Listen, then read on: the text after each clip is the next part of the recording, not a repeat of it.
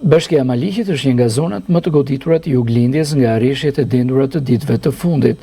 Sipas Eridion Rustemit, drejtori i Agjencisë Shërbimeve Publike në Bashkinë Maliq, shirat intensiv dhe të bazakont për këtë periudhë kanë shkaktuar përmbytje të konsiderueshme në fushën e Maliqit, veçanërisht në zonën torfike, ku edhe sot vijojnë të mbeten nën ujë sipërfaqe të mëdha toke. Rustemi ka bërë me di se përmbytjet kanë qenë të menjëhershme dhe me intensitet shumë të lartë. Zona torfike ka qenë me prekura, sepse terreni e mbledh më shpejt ujin dhe lëshon shumë ngadalë. Aktualisht kemi ende sipërfaqe të mbuluara nga uji dhe po punohet për normalizimin e situatës.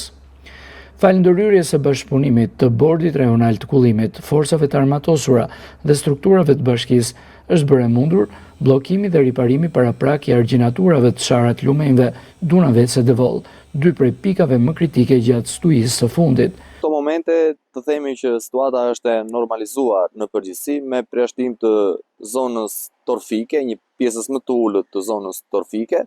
Aty kemi prezencë ujë në një sipërfaqe prej 1500-2000 hektar, por nuk mund ta përcaktoj dot. Grupet e terrenit janë duke punuar që brenda kësaj jave të përmbyllin të gjithë dokumentacionin për sa i përket dëmeve që ka shkaktuar prezenca e ujit në toka bujqësore. Këto ndryrje që po kryejmë ne tani janë ndryrje emergjente për të shmangur prurjet që mund të kemi, shpresojmë mos kemi, po prurjet që mund të kemi gjatë stinës të dimrit, që ne jemi aktualisht në fillim të kësaj stine, por mendoj që aty duhet kryen investime nga Ministria Përkatëse. Është arritur të mbyllet argjinatura e dëmtuar, por kjo është vetëm një masë emergjente.